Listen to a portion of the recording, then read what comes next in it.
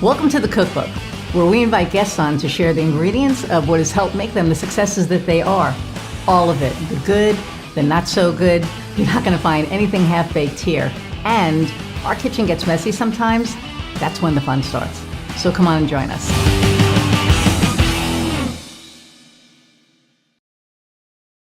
Okay, so hey, there are times when we all could use a little extra help and support in our lives. Whether there's something you're struggling with or just seeking connection with other people who understand what it's like to be in your situation, Inovia Behavioral Health can help. Inovia is a subscription-based organization that provides unlimited access to a wide variety of educational, experiential, and therapeutic support groups that are led by live expert facilitators. Now, you can get 20% off your membership with the discount code Cookbook20 when you subscribe. Check it out today at inoviabh.com. Inovia, feel better. Hey, everybody, and welcome to another episode of The Cookbook. I'm your host, Iris Goldfeder, and I am super excited about our guest today.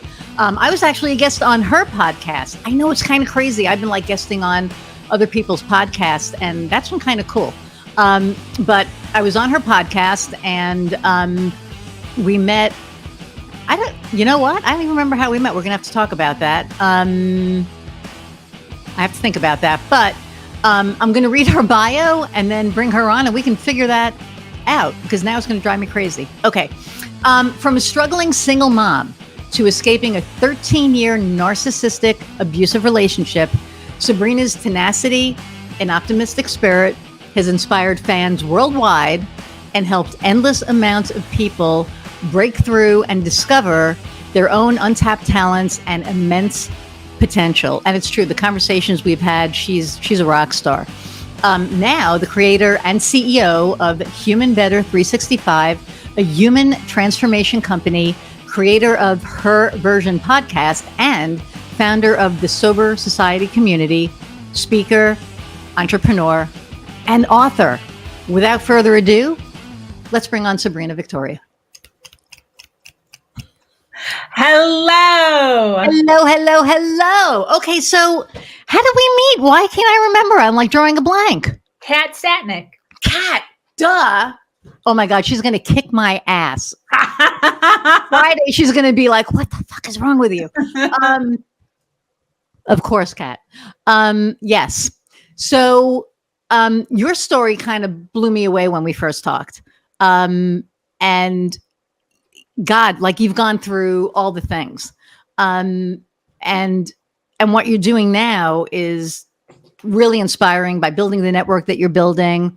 And it's funny because Kat Poland, I forgot her last name. Poland. Oh yeah.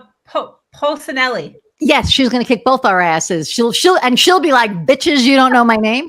But she and I talked yesterday and I love her. I know. And she loves me. I'm just going to throw that out there. And we're going to talk and have a wine and Zoom and do all that stuff. But, she told me about her story too. And I love that people are now not afraid to talk about their stories and of how they got where they are. So let's hear your story. Yeah.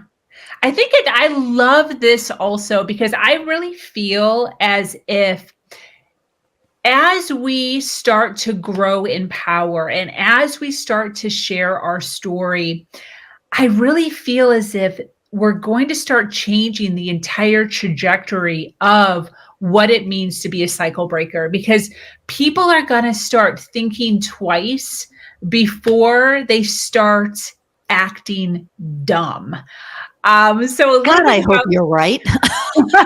I really hope you're right about that because I'm sorry. I still see a bunch of assholes out there that I'm like, really? Did you really just are you hearing yourself? I just think this. I think that if the situations that I've been through in my life, I really think that a lot of it would have been curved if they knew that I was going to be getting up, sharing my story. It would have gone way different.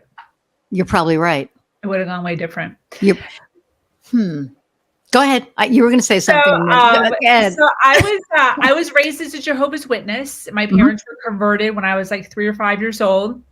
Everything was okay until I ended up pregnant at the age of 20 with no husband. Emphasis on the no husband part.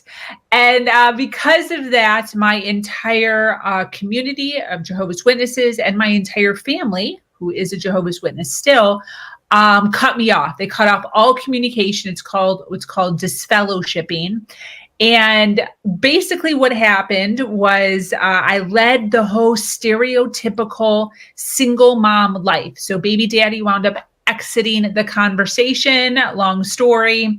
And I was on this cycle of eviction notices on my apartment door, car getting repoed out of the parking lot, digging in my couch cushions for 42 cents, trying to put gas in my car, literally driving on empty every single day for years on end.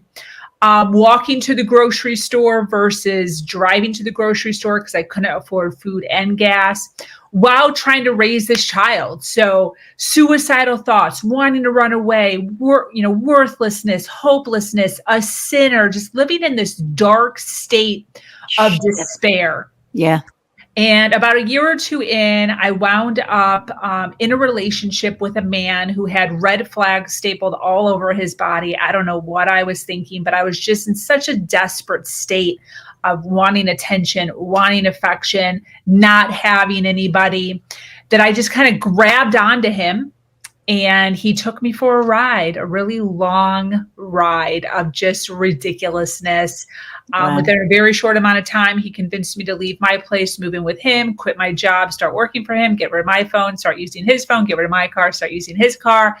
And I really fell for it. I fell for it. It was given to me as gifts, very much like, hey, let's build this thing together. Let me take care of you, all of this stuff. But while this is happening, very soon, like immediately, the verbal abuse, emotional abuse, sexual abuse, financial abuse just ensued. It got worse and worse and worse. It just snowballed until one day, 8 years in, I'm on the floor in the bathroom in the dark, bawling my eyes out, having a total breakdown on the floor, literally crawled like in the fetal position. I took out my phone from my back pocket and I Googled, why is my boyfriend bullying me? And I always say Google saved my life because Google informed me, which no one had told me, that I was in an abusive relationship. I didn't know that because I wasn't getting hit. So I dove face first into narcissistic abuse, toxic relationships, empathy, codependency, finding your voice, financial abuse. And I started to make changes. I started to say, I'm not doing this anymore. F this. And I opened up a secret bank account. I opened up a secret storage unit a few months later, and I started online businesses, just some secret online low-key businesses. Right. And within 4 years, I was able to collect $50,000 and I was able to literally escape. I left with my son, our clothes, and my bicycle. And I started totally over again with a mattress on the floor. And here I am today. Wow. Well, I mean, really, that's just amazing. And the fact that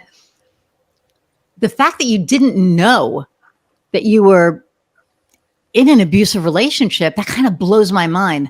Me too.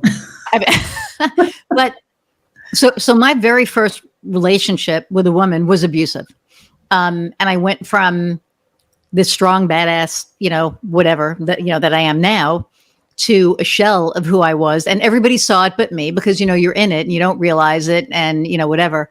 And I remember when I got out of it, it was like, oh, like, what the hell? And then a year after, she called me up and she's like, hey, she came home pregnant. So that was another thing, obviously not mine. And she calls me up a year later and she goes, hey, I bought a boat, Mark and I are her son, going out on it. I'd love for you to join us and, whatever. And so myself and my friend Roseanne went, and I went because honestly, I figured I was in a much better place and maybe she changed, not to get back together with her, but maybe we could have a friendship after all the crap. So we get on the boat, we're having a good time. And, Mark looks at me and goes, other mommy. He was autistic. And I was like, no, no. And then we're getting ready to pull into the dock. And she's like, jump off and get on the dock. I'm like, I'm not jumping off the boat. She's like, what are you going to do? The boat's going to hit the side. I'm like, I'm not, you jump off. I'll drive. I'm not jumping off and all of her shit came back. She's like, what is wrong with you? You useless piece of whatever. And I said, you know what? You can't talk to me like that. She's like, jump off or the boat's going to hit. And I stood there like this and waited. And the boat hit the side of the dock. And my friend Roseanne and I got off the boat and I looked at her and I said, thank you. And she said, for what? I said, for showing me that you didn't change. There you go. And I walked away. And it was one of the most empowering things because like, I didn't care what happened to her boat. But B, I was like, you're not talking to me. I'm not that person anymore. Yeah. And here it is 40 years later, excuse me, a lot of years later. And I'm hearing all of these stories of women that have been in abusive relationships and, didn't realize it. This is a first though. I've never heard anybody say that, they had to Google it. And thank God you did. Yeah. And you were able to see that. Okay. So you left, you had 50 grand, you had your bicycle, you did your thing. How did you build to what you're at today? I had this burning desire. One of the things that I talk about all the time is this feeling that I think so many individuals have within themselves who are leading these like almost like no commitment, mediocrity, small lives. I believe that so many individuals have this thing inside of them where they know they are supposed to be doing something different. They know that the life that they're in right now is not their life. And these were the feelings that were coming up in me for like years before I left. Like I would be staring out the window or we'd be in the middle of just a ridiculous argument. And in the back of my head, I would just be like, this is not my life. Like, this is not my real life. I am supposed to be doing something else, being somewhere else. I just knew that this was not my end. Wow. And so when I left, well, first of all, I had already started building a community when I was with him. That was one of the three businesses that I had started. At that point, it was called pureaspiration.net, aspiring to be pure. And I just kind of felt all of the information that I had gathered. And obviously I had, I dove into, getting certified and licensed. And there's a whole plethora of things that I did to get to where I am right now. However, I knew that the story that I had, the things that I had gone through were not going to be for nothing. So I don't know how familiar you are with your inner child or speaking with your inner child. Mm-hmm. But one of the things that I learned early on in my personal development journey is this concept of we are all the ages that we've ever been. So inside of me, I have a 1-year-old, a 2-year-old, a 7-year-old, a 21-year-old, a 28-year-old, a 38-year-old. Wow. Little Sabrina inside of me. And that Sabrina lived for an entire year and she did the best that she could with the trauma and all of the stuff that she's been through. And with this knowledge, I knew that I wanted to pay back respect and gratitude to the years or to the Sabrinas that wanted to kill themselves, that wanted to drive off a bridge, that wanted to run away, that wanted to end it all, that didn't want to do it anymore, but continued to get up despite the abuse, the yelling, the ridiculousness, the rape, the no money in her account, she continued to get up and do it again. She continued to strive. She continued to step forward. And now I feel sitting here that I have an obligation, I have a duty as who I am today to pay forward or to pay back, however you want to view that, all of those Sabrinas that stood up and never gave up. So the community, the business, the wealth, the structure that I am creating right now is almost like a tribute. It's almost like a thank you. And now, because you did so awesome, because you didn't give up, now you are going to be able to sit and you are going to be able to see what is being created off of your blood, sweat, and tears. Wow. Yeah. Wow. That's, whew. Sorry, that kind of hits home a lot. You know, I'm a really firm believer in that we go through shit so that somebody else doesn't have to. Yeah. And I never looked at it as thanking that child. You know, it's funny because I found out, and I think we talked about this like a year and a half ago, that all of my actions in my entire life were based on my 7-year-old self. And that I had a really bad trauma happen, which we talked about. You know, my grandfather molested me for a year. And my thing was to run away at 7 years old. And I got on a bus that, you know, this is in New York. And if anybody, you know, is from New York, you know what I'm talking about. I was living in Forest Hills, and I took at 8 years old, I took a bus from Forest Hills to Riverdale. It was probably like, you know, 2 buses. I ended up at my friend's house. And her mom was like, "Where's your mom? How'd you get here?" And I was like, "I'm running away and I want to live with you." And she was like, you can't live with us. And I didn't get that, because to me it was like, well, she was my best friend. Of course I'm going to live here. You know, having no idea, obviously. Yeah. And then she sent me home on a bus, which you would have thought she would have driven me home, but that's, you know, 2020 is hindsight. But my whole MO was to run away. Yeah. And when I found that out, my entire life made sense. It was like, oh crap, that's why I made that decision. Oh my God, that's why I did. What is wrong with you? And every action that I've ever taken in my life made sense. And I finally stopped running. Yeah. I finally, you know, I got to a point that it was like, yeah, it was just like, duh, that's what all of these things are. But I never looked at my success as thanking all of those selves. And I look at my 7-year-old self, and I look at my 18-year-old, you know, 19-year-old homeless self, right? And all of the things.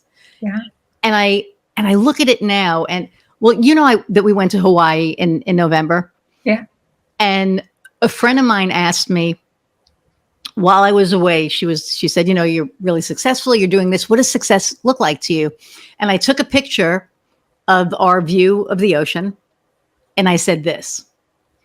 And she said, because you're in Hawaii? And I said, yes, but not because I'm in Hawaii, because that 19-year-old homeless kid didn't think she was going to make it past 30. Wow. Yep. And here I am at 62. Yeah. And I'm waking up to an ocean view in freaking Hawaii. Yeah, that's what success looks like. Yeah. And it was such a pivotal moment for me, because I realized that everything that I went through led to that moment. Everything that I've ever been to led to that moment of me waking up in Hawaii instead of waking up dead. So it was pretty amazing. So we know the answer why you became an entrepreneur, because you had to. This was like out of necessity. Yeah. So usually I ask, you know, what made you become an entrepreneur? And then I ask, you know, do you miss corporate? So none of that applies. But what I will ask is, you know, what advice do you have for somebody who's thinking of starting over, becoming an entrepreneur. And you know, this experience is so different because there are a lot of people out there that are trapped, or they think they're trapped, right? Yeah. And they can get out. So why don't we, instead of making it, you know, somebody thinking about becoming an entrepreneur, because we can keep it along that vein, but what advice would you have on that? And then to the end of, to somebody who's thinking of getting out and that you're not trapped. Yeah. So a few things as far as what you were saying, leading back to entrepreneurship. You know, my ex-abuser and I ran a company together. So it was his company. I've always been big vision. So when I first met him, he was working out of his little tiny townhouse. And by the time I want to say I was done with him, we were running 6 offices in 4 different states. And Wow. we had 5 houses paid in full, 12 cars paid in full, 0 debt. We're riding high. Wow. And I like to say that that was all on me. I was running the ship. His verbal tendencies would always get in the way at all of the offices. So I was the head of the entire company because we couldn't really let him converse with other people because he was just so sharp-tongued and quick-witted. So the only way to get the company to the success that I was looking to get it to more is to kind of like allow him to feel like he has power, but to make sure that I was, you know, everywhere all of the time covering his mishaps that were going on. Wow. So one of the things that he used to say to me, because I was barely making any money, he was basically paying me peanuts for years and years and years until the very, very end. Once I started saving money and I got a little more lippy, I started to kind of like tell him like, hey, you need to start paying me more. And I didn't have any problem saying that because I had money in my account. And if he ever said like, screw you, I'm not paying you, I was good, I was set. So I started to get more power. But anyways, before that, one of the things that he would say to me continuously is, whoever has all the money has all the power, or whoever makes all the money makes all the rules. So anytime I had an opinion, anytime I was like trying to build something out and he wasn't sure about it or kosher about it, he didn't really appreciate that. That It was frustrates me. my idea versus his idea. Yeah. He would remind me that I had no money. God. So, Yeah. I know. I mean, doesn't that, For real. Yes. Yes, absolutely. I mean, yeah. Yeah, all the things. So, but this is what happened. And I actually thank him for this. So I heard this for so many years over and over again. Do you have any money? No. Well, whoever makes all the money makes all the rules. Whoever has all the money has all the power. Yeah. So Whatever. how much money do you have? He used to say, how much money do you have? Do you have any money in your account? So what happened though, is he said it to me so much that one day I was sitting around fuming mad. And I go, wait a minute. He's saying whoever has all the money, not he has all the money. Whoever has it. If I have money, will I have power? And that was one of the catalysts, right? This happened right at the point of learning about all this personal development stuff. I was like, wait a minute. If I have money, does that mean I have power? Let's try it out. Let's see. Let's see what happens. So that was really the, what is that called? Like the ignition that like started the fire. Catalyst. Yeah, catalyst. Yes. Thank you. Of like You're what welcome. really started me on this journey of entrepreneurship. Wow. And it sounds horrible, but I hear this all the time. You know, one of the things that I get so frustrated with, I don't know about you, but when you get deep into the world of coaching and female coaching and entrepreneurship as a female, I have found that there is this back and forth of feminism versus masculinism and how you sell and how you show up in your world. Yep. and making sure that it's all goodness and love and flowers and rainbows Yeah. versus like this engine that's like going at 100 miles an hour and on fire and ready to take on the world. And I resonate more with this because there is so much power underneath because of my background. So a lot of my entrepreneurship early on, and even still today, right? I'm rolling good right now, but I still have that of like proving my worth and showing up bigger and better than he ever did. And all of those times when he was like, you'll never make it. Within 6 months of leaving me, you'll be living in the back of a dumpster, living in a cardboard box. Like, this is me showing up saying, absolutely not. Right. Absolutely not. Wow. First of all, I already did this for him. Therefore, I can for myself. And if I can work that hard for him while I'm getting abused, while I'm being told that I'm stupid and dumb and ghetto and an idiot and I don't know anything and I don't have a college degree and who do I think I am and I have no money, if I can get us to that height with all of that, how much faster could I build if all I'm doing every day is telling myself that I am awesome? I am statements up the wazoo of brilliancy that I am and that I am creating and that I am building. So it's kind of become like a game for me. It's kind of become like a race almost, but like fun. Like I am having so much fun building out this beautiful vision that I have. Wow. That is, wow. It's funny. I've asked that question. I don't even know how many times on the show, and wow, that's just, and it's so freaking inspiring because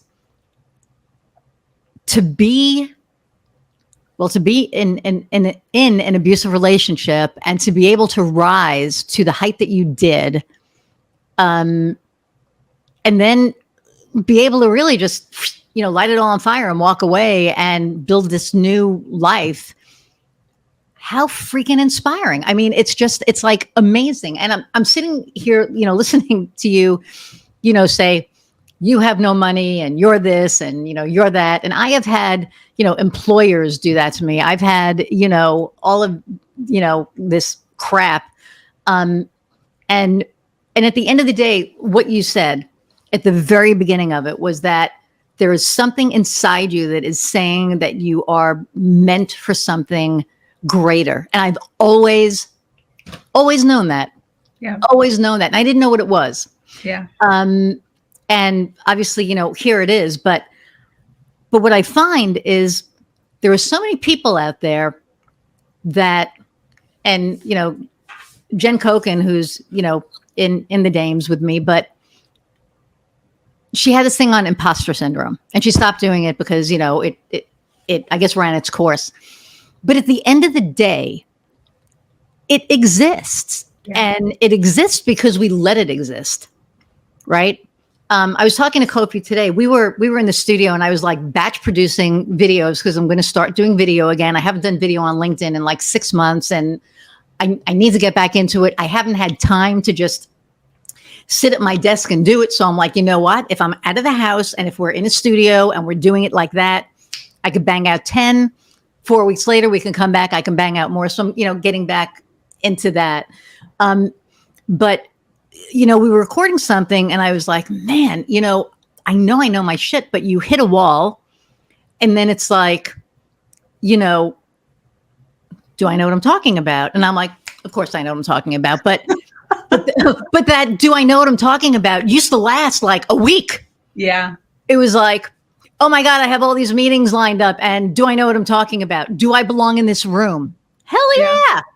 Hell yeah. Where it used to take a week, now it was like at 10 minutes. Yeah. It was like, oh yeah.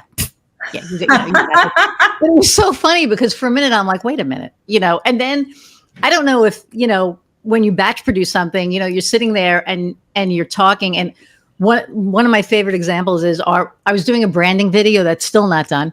I thought it was done. He was like, no, we threw that shit out. Because I started doing it over the summer. We were in my backyard. And he's like, what do you do? And it was like, you know what you do, right? Totally. But you're on the spot, and all of a sudden now you can't think. And now I've rebranded, and I've changed my messaging, because it was time. It was time to kind of really come into who I am, my authentic self. My website is now me, and it's being changed a little, little by little each day. But it used to be very corporate looking. Now I'm on that front page, and it's me. And at the end of the day, people want to work with me. Yeah. That's why they're working with Gas Stove. They want to work with me. They want to work with my team because my team is phenomenal, but I'm the face. They want to work with me. I love it. And which is like huge. And I know I just got on a tangent, but I guess my point is that there are a lot of people out there that are listening that are probably going through, am I good enough? Do I belong in the room with these people? Should I be doing this? And the answer is an emphatic yes. Yes. Do it, right? Just do it. Don't be afraid. Get out there. You got this. Yeah. And okay, so now seasoned entrepreneurs, because there are people out there that are seasoned. They've, they're at their pinnacle. They're great, but we all hit obstacles that we've overcome, right? So what are some of the obstacles that you've hit in your new, forget him, screw that stuff, in your new, cycle? What are some obstacles that you've hit, that you've overcome, that you were looking at and going, oh man, and now you've gone through it and you've overcome it? Yeah, I think one of the biggest obstacles, and I know so many entrepreneurs can probably relate to this, but when you're in the world of online specifically, there can be consistent walls around tech. There is so much when it comes to, video and email lists and CRMs and connecting everything. And then where do you put all your customers? Where are they all? And really figuring that out. I can't even tell you, there's probably been at least 3 or 4 times over the last decade or so where I'm just like, screw this crap. Like, I don't even want to do this anymore. I can't hit. This is like, I want to just throw the whole thing in the garbage. I can't. I've done it 16 times and I can't. So one of the things that I have learned, first of all, is sometimes investing in somebody who knows how to do it better than you is worth that whole long ridiculousness of learning it, figuring it out, and the brain damage and all of the time. Brain damage. That's one of the biggest things that I've learned is when you're first starting out and you're not making any money, that's one thing. Right. But once you really start to get traction and there is money that is floating into your account on a consistent basis and you're starting to hit walls, really and truly investing in your brand, investing in yourself is like the best thing that you can do as far as you staying passionate about the things that you are good at. Yes. You can't be good at all. I just had that conversation today. I literally just had that conversation today. Yeah. Because you can't. So we're good at what we're good at. Yeah. Right. And we know our attributes and we know our, I'm not going to say detriments, but we know the things that we might not do as good as we do, as well as we do, others. And one of the videos that I actually recorded today was about, other marketing people not being afraid to reach out to other marketing people during a project, right? Because there's a different set of eyes. One of my clients is the director of marketing of a company, So the company is my client, but I work directly with the director of marketing. Whew. Anyway, say that 3 times fast. But I'm working directly with the director of marketing, and they have me on a consultative basis. I'm on a retainer every month to help her with stuff because she can't do it all. Absolutely. And she doesn't know it all, and I don't know it all. But the coolest thing about this is like it's a symbiotic thing because she's learning stuff from me, but guess what? I'm learning stuff from her. Yeah. And it's this really cool thing. And what kills me, I had so the episode that's going to air tomorrow is Brittany Murphy, and she does exactly what I do down in Louisville. I think she's in Louisville. She'll kick my ass, but anyway, and she will kick my ass. But I think she's in Louisville. But we do the same thing. And how it started was, what do you do? And she's like, marketing. What do you do? And I went, oh, marketing. Why are we talking? We're competitors, and it doesn't have to be that way. Like it can be collaborative and it can be for anything. So it could be with something that you're setting up, something that, you're an expert in, and then you bring somebody in who's also an expert in what you do. Yep. I think it's all a collaborative thing now. I think it's all, everybody has their strengths, everybody has their weaknesses, but I think everything can kind of be like combined into this sphere, right? Yeah. That it all works well together. So where you had an issue with tech and you did what you did with tech, you were like, screw it. I work with the tech. And I, do all we do podcast production, we do all that. And it's like, Kofi's the guy. If I had to do it, because he was like, well, you need to learn this shit. I'm like, no, because if I had to change questions and shit in the middle of this, I would be like, my brain and I know that. I know that. So, that's a perfect example. So I love that. I love the tech part because it changes all the time. Yeah.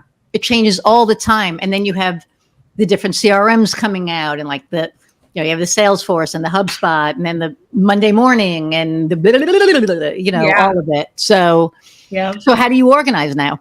And then which one to choose? Yes. That's the other. I can't even tell you how many times in my Google search bar it's just this versus this. And then this versus this. I'm trying to figure out which one is the best one. And the most expensive one is not necessarily the best one. Totally. Yep. I had a client a couple of years ago that was like, I want the most expensive thing. And I'm like, why? Well, because it's the best. What if I told you it wasn't? What if I told you that the most expensive thing probably does less than this brand? Yeah. And they're like, what do you mean? I said, so if I told you that buying a website for me is $20,000 and then the guy down the road said his was $3,000, you're going to go with me because I'm $20,000? He was like, yeah. I said, you're an idiot. Wow. Because it's not, and I mean, I wasn't rude, he knows me, but, of course. But really it was like, that's stupid. Yeah. I mean, and we're not 20,000. Well, it depends on what it is. I'm not going to say that we're not, but I mean, at the end of the day, paying more doesn't necessarily mean that you're getting better. Exactly. Or getting a better product or getting a better deal. So, Exactly. Interesting. Okay. So I have like so many questions to ask you because I've just always been so blown away by your journey. It's just so you have this like community, you're almost building like a religion, right? Like we were kind of talking about that, which in the beginning, it kind of freaked me out when we talked about it, but then it made sense. It was like, okay, I can get behind that. So let's talk about that. Yeah. So, a lot of it has to do with my past, raised as a Jehovah's Witness, stripped from my community because of this horrible sin that I did, which just gives me the chills when you say that having a baby is a sin. It's just so backwards. But anyways, the community that I was missing haunted me till now, because am I not lovable enough? Like, where is my community? Where is the community for people that don't fit in a religious community? Where do they go?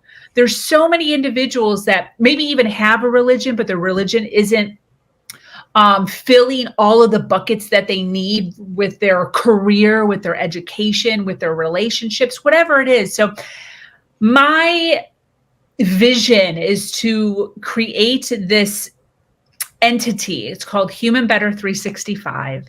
And it is a location almost like an enormous university or a really big school where we have Sunday service, but not Sunday service, where women like you who specialize in a certain niche, any niche ever, can hold space and teach other humans how to do a thing.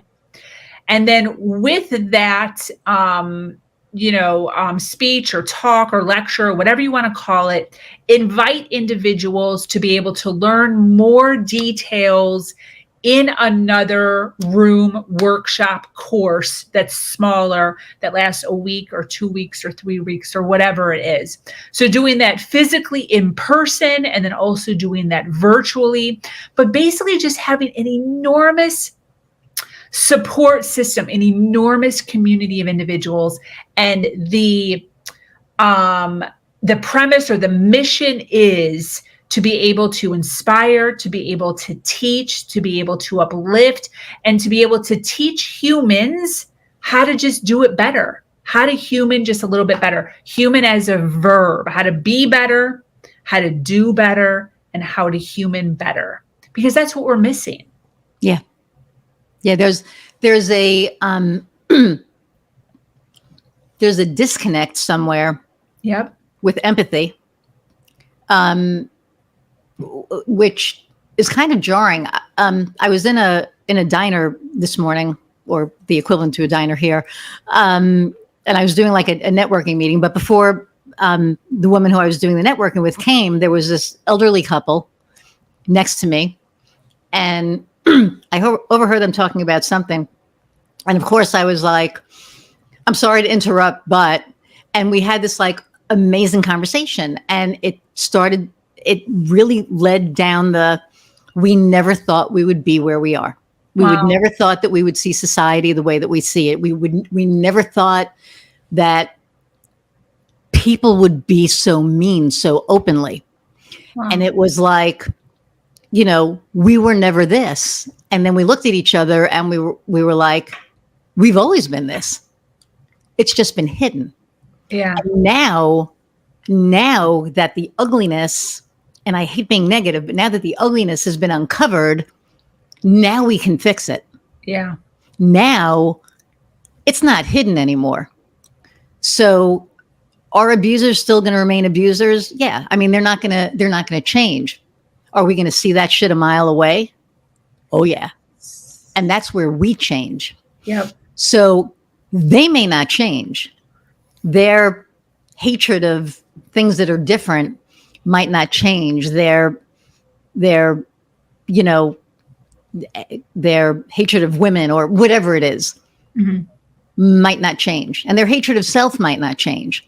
But we've changed, and we can see that. We know toxicity when we see it. Yeah. And I'm not going to say grateful that things happen the way that they did, because I'm not, but I'm glad that now I can see that shit a mile away. Yeah. And I know to steer clear of it. Yeah. Because we're not going to change them. I don't think even with all the love, all the whatever, I think there are just some people that aren't inherently who they are, and they're not willing to change.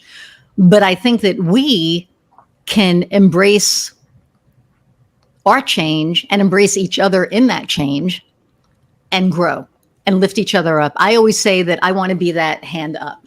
Yes. Like if you're down, I want to reach my hand down to you and lift you up, because what good is it if I push you down to better myself? Then I'm not bettering myself. Then I'm a piece of shit. Yeah. But if I can lift you up and help you and raise you and pay all of my crap forward to you to help you become a better you, Yeah. Man, for me, that's everything. And that's the trajectory that I'm on. And I love what you're doing because it's kind of like the same thing, except you're doing it like a more of like a, this like worldwide thing. Yeah. Which I really think that we need. I don't even think it's that we need more love. We need more empathy. We need to really, not act it.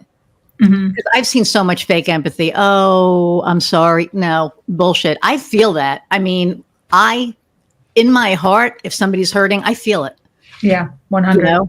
And I want to be able to just hold you and say, "Oh my God, you're going to be okay." But I can't do that with every single person. Yeah. As much as I want to, So, so I love what you're doing. I love the community that you're building. Now you're international, right? So where are you right now? Do you have physical locations or? No, that's the next step. Okay. Yeah. So right now, everything is done virtually, including all of our impact panels, events, and all of that stuff are all support groups. Everything's done virtually.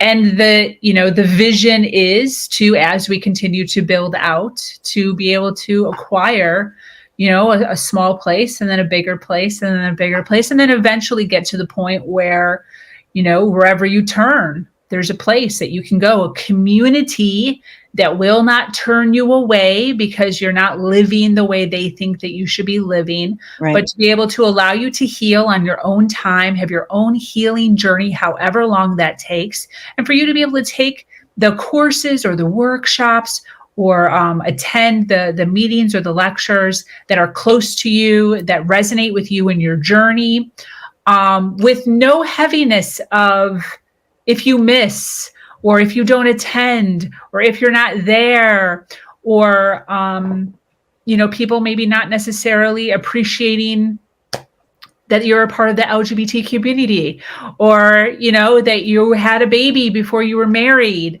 or that you've been divorced 4 times, or whatever it is.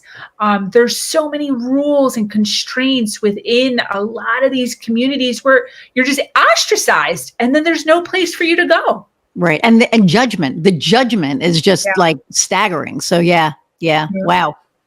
So now is this like, what is your business? That's it. I've got, I have programs.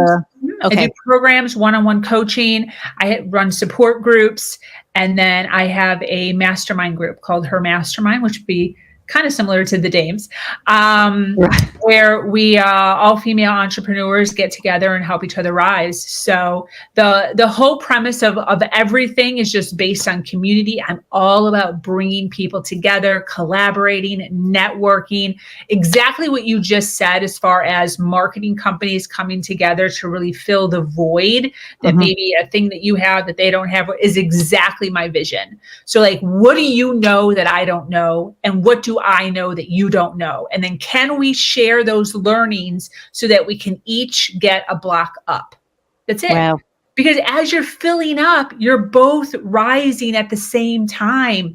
And that's creating a really strong platform to be able to hoist other people up for clients, for support groups, for help, for questions, whatever it is. But there has to be a solid foundation of people who know things. Right. And who are open and willing to teach the things so that others who are just coming into whatever that is can then learn.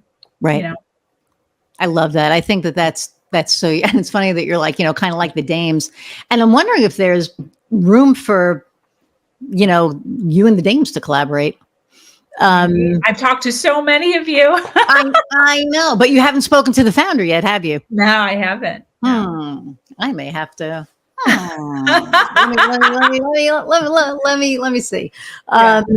Because I think that, again, this comes down to the same thing. It doesn't have to be a competition. It can be a collaboration because, Megan has this amazing community of women entrepreneurs that, support each other and all that. But I think, obviously there's not that like religious piece to it. So I think that's, where it's a little bit different. But, I think there's a definite like symbiosis. Is that the word?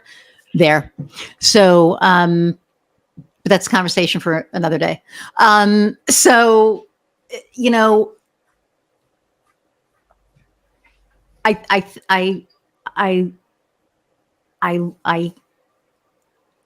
hear your story, and I've heard it a few times because we've spoken, a few times. And I think that what gets me the most is that people need to understand it can be so bad. It can be so bad, but where there's life, there's hope. Yep. Right. Where, because I was the same way. I was down so far. But I knew, I knew somewhere in there that I was meant for more. And I don't know how, and I don't know how it got me kept me going and through all the crap. But I really, and I don't know who's listening to this that's going through it, because usually my audience is entrepreneurs and, the C-suite and people thinking of becoming entrepreneurs. But I know out there that there are some people in that group that are probably going through this shit right now. Yeah. Because I think people everywhere are going through this right now. And if anything, I want to get that message out there that, it does get better. Yeah. But you have to work. Yeah. You got to do the work. I mean, it doesn't, it doesn't just happen. Like, you have to realize the situation. You have to get up and do the work. And if you can get up and do the work, it's going to get better. If you stay where you are, I think you're just going to stay where you are. And that kind of makes me sad. Yeah. So what can we say to that? Like, what can we say to them? Trust. You have to trust yourself. You have to lean on your own abilities. You have to trust that you're capable of doing all of the hard things. That imposter syndrome that we were talking about before, you kind of have to just punch that thing in the face and just rise. It's important. One of the things that I tell my clients all the time is it's so important to write down your wins, all of them. Get them down on a piece of paper and write them down every few months if you have to. Rewrite them, and remind yourself of all of the shit, all of the stuff they've already gone through, so that as you're heading into another challenge or another darkness, you can sit here with your list and you can say, I am capable. I can do this because look at all of this stuff that I've done.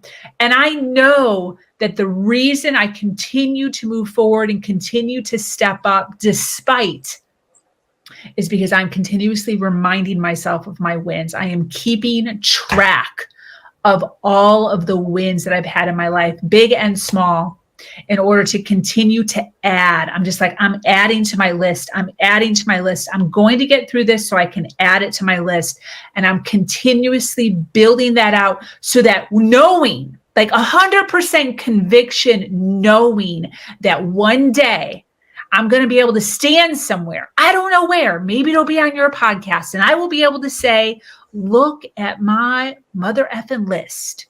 This is my list of all of the shit that I had to go through to get from here all the way to over here. And I'm excited for that list. I'm excited for the things that it's going to involve. I'm excited for like what's coming at me now, like almost like come get me, because I will overcome it. Everything always ends up okay for me. The universe is always in my favor. There is always a learning for me through my journey, and I will take that and I will add it to my list, and that'll make the story so much more beautiful for those that are down here that need to hear the inspiration of getting there. Wow. Yeah. Wow. It's not for me. It's not for me. That's the whole thing. And that's an awesome place to be. It's not for me. It's for all those people. I don't even know who they are yet. They might not even be born yet. That is who this is for. Wow. Like, I'm so excited for my son's great grandkid, or for my son's grandkids. Like, that's who this is for. You know, So it's like they say, you know, when we plant a tree, it's not for us. yes, Because it's not going to grow in our lifetime. yes, It's going to be for the generation after us. yes, And we're planting the seeds. You're planting the seeds. yes. I think that, man, I'm just like stunned. Now I'm going to write all my wins down. I never even thought of that shit. I'm going to sit down and like write this long fucking list that Yes. it's going to be like, you know, this year, this year, this, and then look back on it, because it does, you know, when you're in that, look, we all end up back in a dark place. It's Yep. just, it's inevitable. As great as we're doing, as whatever, we have shit days. Yeah. We have shit weeks. And it's like, you know, to be able to look at that, man, that's so freaking powerful. Yeah. I'm seriously going to start doing that. When this podcast ends, my wife is going to be home soon. So, and we're going out and doing this like trivia night thing, which is hilarious. But I'm literally going to sit down when we get home Yeah. and write 19 whatever or 20 whatever. And Yeah. this was my win this year. This was my win this month. Yeah. This was my win. That is so fucking powerful. Yeah. Thank you for that. I mean, really, Yeah. thank you. Everybody listening, write down your goddamn wins. Yes. If you get nothing else from this podcast today, write down your wins. Yeah. Yeah. Period. That's Yeah. amazing. Yeah. And I think one of the things too, while you're talking about this, I'm envisioning my list. One of the things that I love to write down is those big wins with clients. So money, especially for females, because there's this like cognitive dissonance with females sometimes on getting money and creating money and having wealth. So those are wins. So like the first time that my bank account hit $50,000, you know, the first time my bank hit six figures, the first time that I got never had a six-figure client yet. A four-figure client, like the first time I got $12,000, like that's super exciting. You have to remember those things. So this way, when you're coming into a lull of sales, which that happens to us. Yeah. There's a lull where you're like, holy shit, it's been 5 days. I haven't received one payment into my bank account. I suck. You know? You know you don't suck. I'm irrelevant you know. now. Nobody likes me. You have to go back and remind yourself, like, Right. listen, back when I knew way less than what I know now, I signed my first $5,000 client or $2,000 client and then $10,000 client or whatever it is. Right. That's exciting. That's exciting to be able to look back to remind yourself of your money wins. You know, when your bank account, I keep track of all of my freaking shit. So like when my bank account hit a certain, you know, digit, I'm just like, fuck yeah, I got that date written down. Right. Several of those. But, you know, like to me, that's when my bank account hit 50 grand, I felt like a millionaire. Oh, yeah. I'm like, I am a fucking millionaire right now. Nobody It's 50 grand, but it may as well be a million. Yeah. It may as well be a million, because holy shit. But here's the thing with that is that, yeah, there's 50 grand and a millionaire may be like, whatever, screw you. At the end of the day, that 50,000 is huge. And you know what? Now that's going to be double one day. Yeah. And then guess what? It's going to be triple one day. Yeah. Because that's the trajectory that you're on. That's the trajectory. I just hit my mic that where I'm getting like so passionate. I'm like hitting things, but it's like so fucking exciting. And man, okay, this has been amazing. First, I want to say thank you so much for your time. And thank you for being you, because you are, you're like a wonder. You really are. And write that shit down. Ira said you're a fucking wonder. And I don't say that about everybody. But I think that you're your successes, your journey, where you are now, what you're doing with it is amazing. So I want to thank you for doing that. And yeah, and we're just about at an hour. So the last question, like, so sad because I want to talk to you longer, but you'll be on again, and then we'll talk about more things. I love it. But the last question that I ask all of my guests is, what lights your fire? What is your passion? And it could be personal, professional, it could be whatever, but what lights Sabrina up? Oh, you froze. Ah, why is she freezing? Can you hear me? Now I can. Okay. We're going to have to edit that maybe, but I'm going to ask you, what lights your fire? I'm going to say, building my empire. I am so passionate, so on fire with the community that I am building, with the group of predominantly women right now that I am building. I am so excited for what they are creating. I am so excited to see the vision. There's times when I am sitting and I just get this rush of just actually feeling as if I am standing in the middle of this vision that I have, and my entire body just chills just everywhere. And I get so overwhelmed with emotion that tears literally come to my eyes, just feeling what it would feel like to be surrounded by females who are just ready and willing to learn, support, hold, and create space for those that are healing. Like, I am so excited for what that's going to look like. I'm so excited for the audience. I'm so excited for the stages. I'm so excited for the energy and the vibrations that are going to be coming, from our souls, of just joy, of just happiness, of just like, for a moment in time, feeling absolutely fulfilled and supported by a community. And until I actually get that feeling, I'm going to continue to keep building, because I know what that feels like. So I'll know when I feel it. But I'm excited for that. I'm excited for that to hit me in real life. And that's why I wake up every single day. That's why I wake up in a good mood every single day. That's why I jump out of bed every single day, ready to get going, and love meeting women like you who understand it, who get it, who are sharing people's stories, and you understand the mission of how important it is to allow other people to shine their light. Yeah. It's so important. Wow. That is awesome. Thank you. You're amazing. Thank you for taking the time, to talk to me, to let my audience learn about you, and share your story, because it's like an incredible story. Thank you.